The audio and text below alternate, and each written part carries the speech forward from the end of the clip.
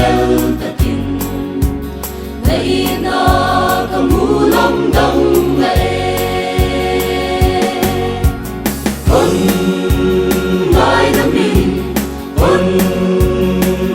na min tau pa ke ni kya kahi on ngai na min tau pa ke ni kya kahi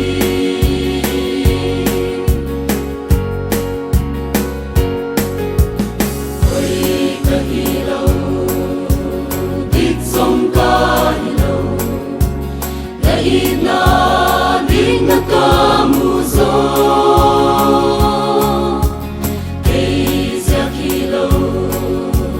krisya glelahi